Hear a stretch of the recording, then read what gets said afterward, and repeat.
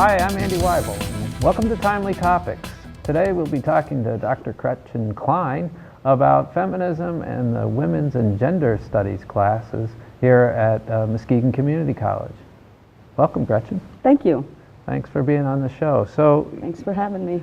You developed a women's studies class a number of years ago. Can you say why you developed such a class? Yes, actually I was recruited to do so when I first got hired here in 1997.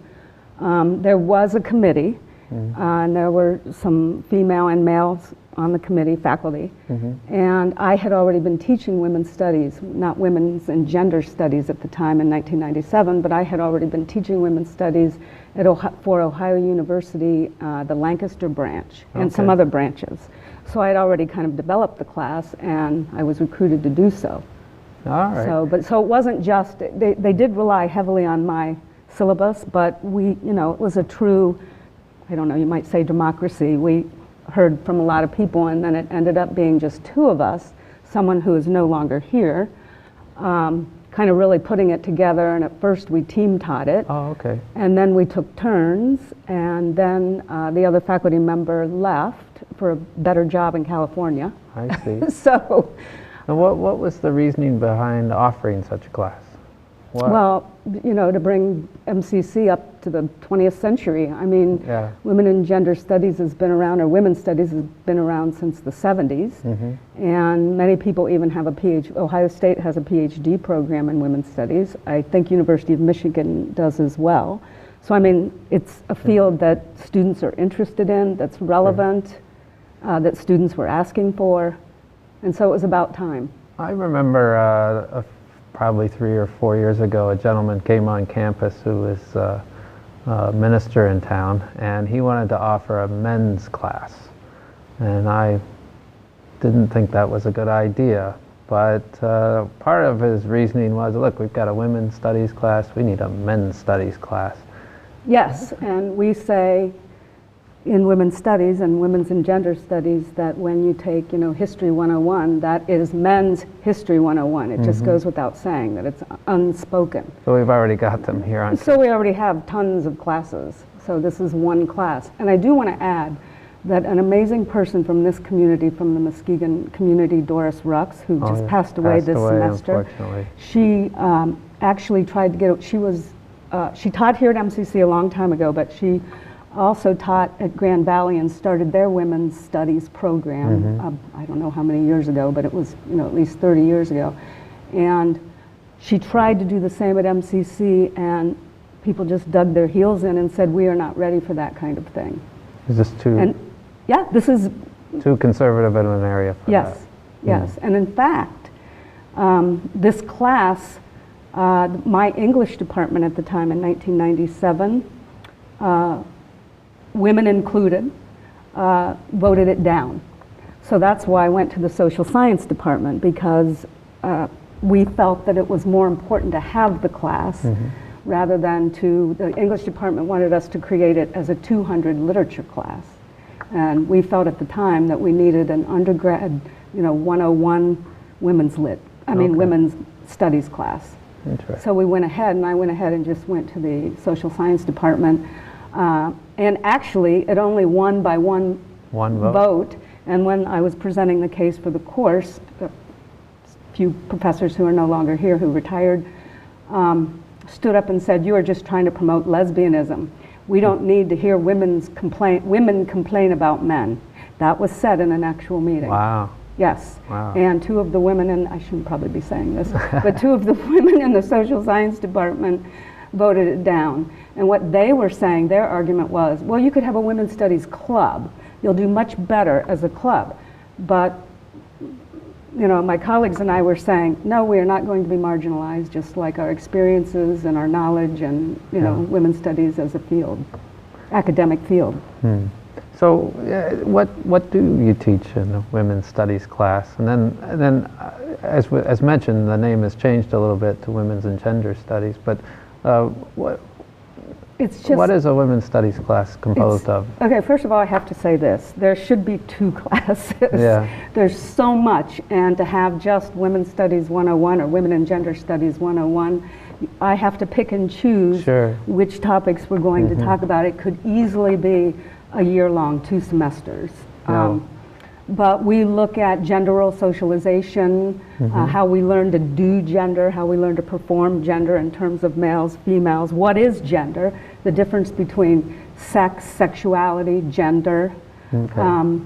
We look at body image. We look at social institutions and the way social institutions push and promote kind of a male-centered patriarchal way of understanding gender and relationships, which is biased in terms of promoting heterosexual relationships. I mean, there's also, we look at women in work, women in the law, women's achievement, reclaiming women's history.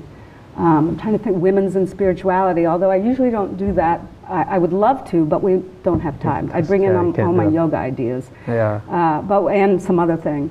But we really don't have time to deal with that. The history of the women's movement, the history of the suffragist movement, which is in a sense different from the history of the women's movement. That's the vote, but just it's rich. Yeah, it's fun, it's rich, it's...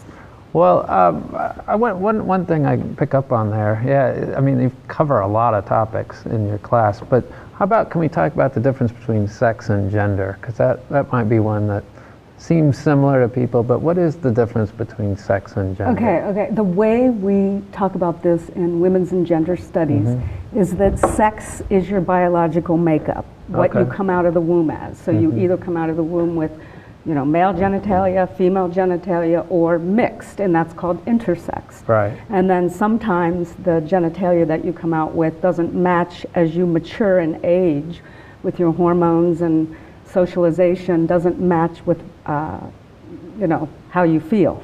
Right. So that's what we, for our purposes, say sex is. And then gender is all of the influences of the social institutions that help us designate how we're supposed to be in terms of masculinity. It's more cultural then? It's cultural. It's totally socially constructed, the term gender. Now, I would also argue, but this might be for women in gender studies too, I would also argue that sex is culturally created. But for the purposes of our class and people who are new to the field, we at least give that distinction. Sure. So biology versus culture. So if it's not versus, I shouldn't say versus. But there is that distinction. So do cultures differ in terms of how they understand gender? They do differ in terms of how they understand gender. Okay. And do you want me to talk about this for a minute in terms of... another culture different than our own, perhaps, that in terms of gender. Even like Native American culture has a different idea with this masculinity and femininity, and there is actually Native American culture. I don't know. I mean, there's 500 tribes. I can't speak for all of Native American culture, but I do know that they have I've read some readings where some of the tribes have actually a custom where there is a space for people to be questioning, for people to males to dress up as females and act as if, and vice versa. They call it two-spirited. That's it. I couldn't think of the word. Yeah. And I think that's really interesting and exciting, and it just opens up who you can be.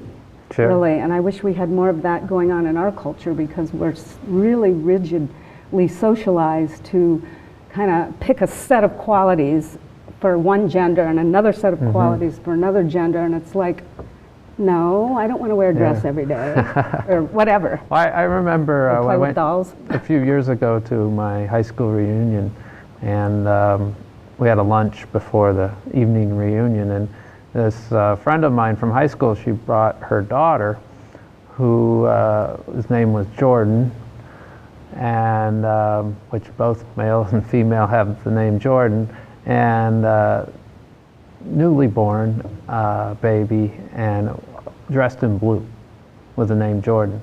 And everyone was saying, oh, isn't he so cute, isn't he a cutie? And she had to keep saying, it's she. So there's this, how we start right out of the womb being told we have to be a certain gender and play with trucks and or play with dolls, and if you, and don't never the mix twain them. shall meet. Yeah. Otherwise, you're not living up to your kind of patriarchal precedent. You're not living up to your patriarchal role. Mm-hmm. And when we think of patriarchy, we don't.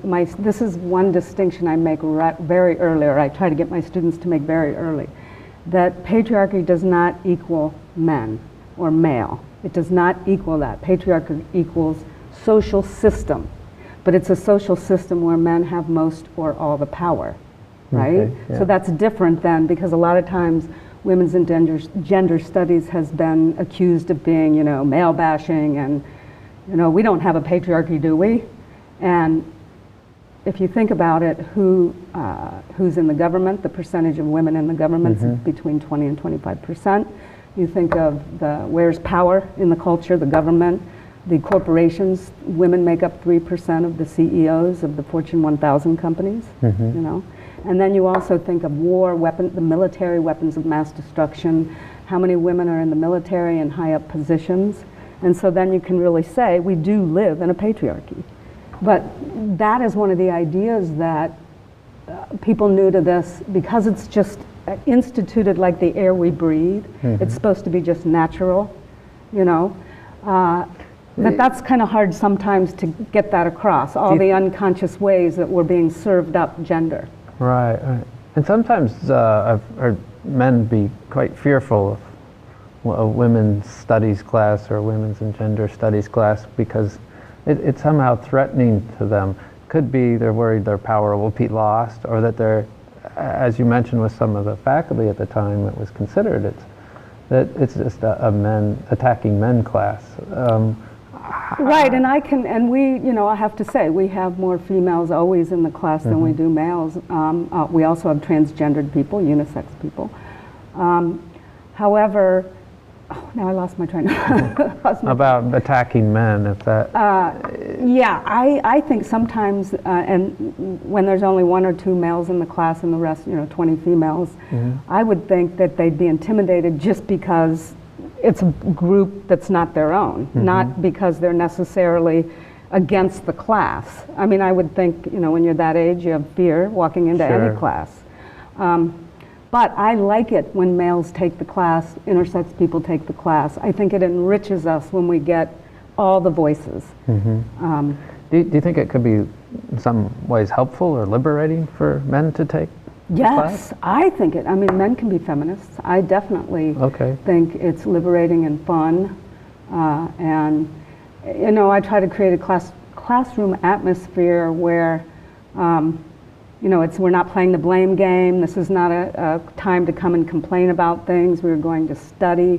We're going to make this academic. We're going to critically think. We're going to read. We're going to annotate what we read. And sometimes I give them articles that aren't that easy to read, and we have to really take a class to go through them paragraph by paragraph, but I think that's part of what the skills that we need to give students. Sure, so sure. I don't know if that's an off topic. No, it's good. Well, you've kind of mentioned this, but just recently you decided to change it to women's and gender studies. Why that change? Actually, I have been calling it women's and gender studies kind of, I wouldn't say unofficially, secretly, unofficially, for a long time, 7 or 8 years. And I think from the beginning, actually, we should have named it that. But the custom was, at least here and in the late 70s, a lot of women's studies classes were ongoing, and they were being changed to women and gender studies classes as the field, as more voices came into the field and informed the field of gaps and places where even parts of feminism and the women's movement were anti-woman or anti-this group. Right. The idea that, well, ask me another question, because that's all right. I'll give you an example later. Well, just that this class, women's and gender studies. How is that gender part added to the class? Do you think? I know you've always been offering it in that way, but do you think that at least public pronounce it as women and gender studies does something more to the class? Well, it might. I mean, a couple things I think it does. It might kind of lessen that hostility that this is, male bashing and men hating, and I think that's a good thing that it does. I also think if a student might be questioning his or her sexuality, and they see the word gender, that might be, you know, a way to get that student to take and learn more about gender studies. Gender studies focuses more on sexuality and what sexuality is and power relationships within sexuality, how we define it, sexual orientation, sexual identity, but we've always been studying that in the women's studies class. So really, essentially, I don't think I am teaching anything different now that we've renamed the class. However, I do think now I feel better and am more enabled to stress certain subjects like intersexuality, homophobia, sexism, you know. And before I brought those topics up, but I wasn't as comfortable because I thought, oh, is someone watching me? Is that, you know, that's my fear. I wonder if even like, could parents be interested in such a class? Like, how should I raise my child? Should I? Oh yeah, I've had lots of parents take the class over the years, and when actually I remember a long time ago, like 1992, when I was teaching Intro to Women's Studies in Lancaster, Ohio, I had a woman who was a grown woman, a parent, and for one of her, I didn't think I'd be talking about this, but for one of her journal entries, she wrote a coming out letter to her daughter. So, I mean, that's not exactly addressing your question, but it's like she felt like it gave her a voice and a way to understand what was going on for her. And that's certainly always good when parents can be clear about who they are. That's good for their children. And children model, parents model for their children. Right. So, I mean, Do you think would the effort be ever to get rid of gender and to not have gender, or is it to better understand gender? Oh, that's an interesting question, because, you know, we do live in a culture that for all the lip service we give to intersex and 5 genders, it's still pretty much set up as a 2-gendered culture. I would think that would be great if we didn't feel like we had to confine to, and let me say a certain thing about gender, the patriarchal traditional gender roles, which cast males, if you identify with that, as being masculine, powerful, independent, and rational, and females as emotional, passive, submissive, dependent. Right. You see what I'm saying? Well, we all have all these qualities. Why assign them to one gender and say, yes, that's how you're supposed to be? And we assign the other to the other set of, you know, to the other gender. The human brain is much more complex than that, and we really, men and women, human beings are much more alike than they are different, I would argue. But again, you have to go through a lot of... I just saw a friend of mine give a talk, and I didn't know much about her earlier life, because fairly new friend, and she said when she graduated from college and got married, her father said, it's time for you to be a woman now.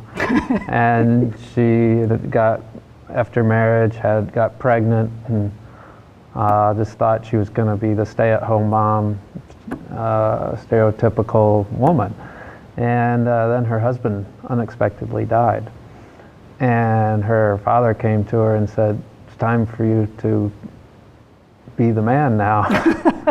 And she said she ended up working hard and ignored her kids, and is now trying to find a balance in life. And I just think if we had more than 2 roles, you know, if you could say, hey, maybe something in between would be helpful. Seems like that was the problem, was this gender idea of what you should be. And how they're so polarized, and you're supposed to match these qualities as feminine, these qualities as masculine, and never the twain shall meet. What is feminism? I know it's probably something that we could talk about for the next 2 hours, but what are some of the basic concepts of feminism? Okay, so what I want to say, first of all, there are feminisms, plural. Okay, so, and this field is very permeable, and feminism is a process in a sense, at least in the academic field. And there's been a series of revisions, adding new voices, refining theory and practice. So first of all, I just want to say that, because I think partly the narrow, you know, the stereotype of the feminazi, the loudmouth girl or woman who wants to dress up like a man and create all sorts of ruckus, That's just a stereotype, and that's only one, and that's a interpretation, I would say, of a certain kind of feminism. So anyway, after having said that, I would say that given all these isms, given all these different kinds of feminism, there are some concepts that are underlying that I would argue many of them, even though they might argue with each other, many of them assume. Okay. So one is that we pretty much do live in a patriarchy, at least in the United States. Sure. I would also argue really around the world, it's pretty much a patriarchal world. For the most part, yeah. There's exceptions. Right. And so that is a place where men have most or all the power, and that is instituted through our social institutions. So we look at social institutions. But gender isn't the only category. We have to look at race and class and that's sexuality. The current kind of wave of feminism is to really look at those intersectionalities, I think, more so than maybe feminism did 30, 40, 50 years ago. Yes, yes, yes. Yes. But anyways, so I think that's one of the things that we do indeed have a patriarchy, and it's society. Instituted, Yeah. and that patriarchal traditional gender roles are in a sense sexist. They assume that the female is inferior. Right. That's why she's passive. She might not be smart enough to vote, or she's too pure to vote. She doesn't want to get in that dirty area of the public, Right, or the politics. Her sphere is private. So there's this split that was, I think that dates back to even Lockean ideas. Oh yeah, or even prior, John yeah. Locke and the public sphere and the private sphere, and I think that came over in the United States with the, so that's kind of the ideology, Sure. and that women inhabit the private space, which is the realm of domesticity, and men get to work. Well, things got complicated with industrialization, and so, I don't want to go into a whole thing about that, because now I feel like That's all right. That's all right. So we've got patriarchy, sexism, traditional gender roles. Traditional gender roles, and the opposition to all that. And right? women's equality, and wanting equality. Equality, yeah. And trying to think of creative ways to get equality. So I think those would be some characteristics of the different feminisms. Now, that doesn't sound too bad. I mean, to recognize that and work on equality. The early feminists we call, in a sense, and actually some of the feminists in the 60s and 70s are called liberal feminists. That's what I would argue. Hillary Clinton is a liberal feminist. She believes that pretty much the current system is okay, but we need more women in it, and women need more money. Basically, women need equal pay for equal work. And so the liberal feminists, and Elizabeth Cady Stanton was a liberal feminist in the resolutions and sentiments, the Declaration of Resolutions and Sentiments that she drafted for the first women's conference in 1848, which was a correction of the Declaration of Independence. But anyway, she is a liberal feminist asking for the vote, asking for equal pay, asking for property rights, asking for divorce rights. What else? Trying to think anything else. And those are that's still saying that we live in this system. Right. Do you see it, the patriarchal system, but we just need, the way we transform it is get more women in it.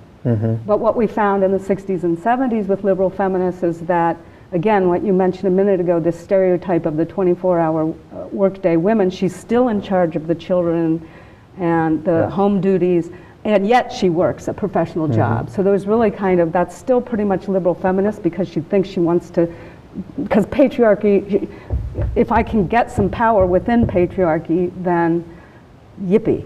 Yeah. But there's been other feminists, the radical feminists, and I would argue, the socialist feminists that say, you are universalizing the term women.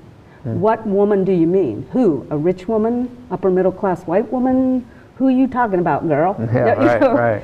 So it's an exciting field, I think. Yeah, it sounds like it. And you brought up Hillary Clinton. So what do you think? Is she still fighting against a patriarchal society in breaking that glass ceiling and possibly being our next president? Is she held to a different standard because she is a woman? And should we be trying to recognize that when we evaluate candidates? Yes, I think we should try to recognize that when we evaluate who's held to a different standard and what are the standards. To answer your first question, wait, what was it? I don't know what Hillary Clinton's going to do, but I think she's going to have a positive effect on gender. Just and by gender the roles. fact she's in that position? Because she's in that position, she's a model, you know, for everyone. And I have lately watched the debates and, you know, done research on Hillary, and I agree with a lot of her stances. I think she's a thoughtful thinker. She wasn't originally who I was for. But one of the things I see is, let me just give two. First one is, I see these, they do the fact checking, and she almost always is the most truthful of the candidates, or one of the most truthful. And Donald Trump is one of the least truthful when he gives debates and talks. But yet, it often comes out, you can't trust Hillary. Is that, you think, a double standard there? Or I do think it's a double standard, and I also think I think Hillary, if you listen to Obama and you watch the debates, she is one of the most overqualified candidates we've ever had.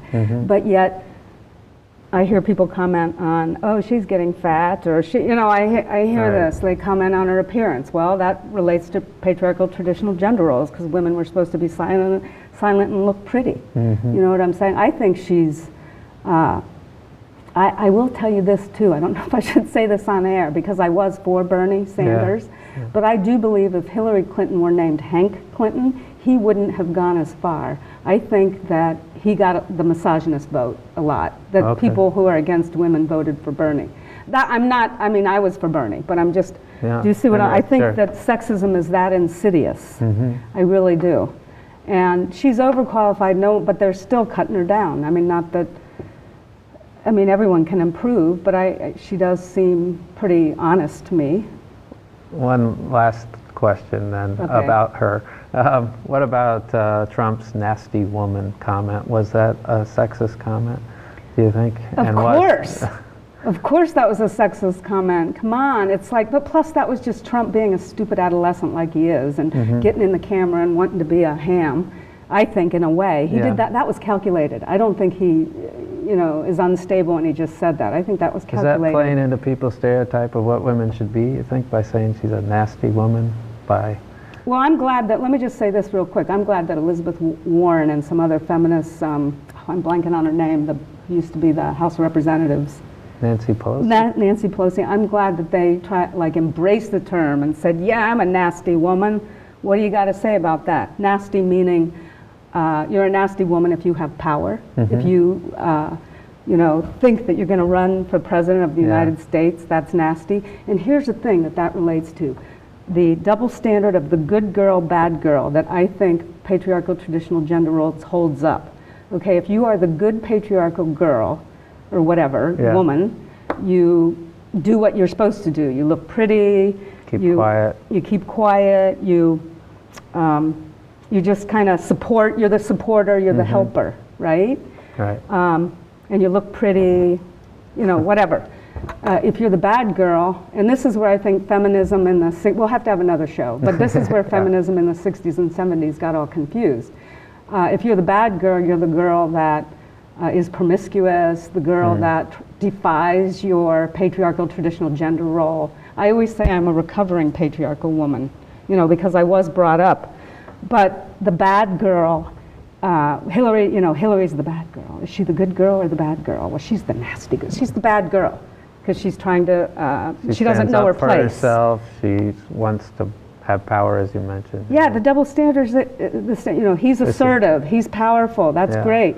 She's bossy, she's bitchy, she's a backbiter, a gold digger. Right. It's like, you see these stereotypes, and then we just act them out. Sure. So a class like this will help you break through stereotypes. It does sound like an interesting class. I appreciate you talking about your class, about these issues, and being on the show. Thank you. Thank you. Thank you. Well, I want to thank everyone for watching Timely Topics. We've been talking to Dr. Gretchen Klein about her course in women's and gender studies and feminism, Hillary Clinton and the election. And I hope you've enjoyed the show. And until next time, have a great day.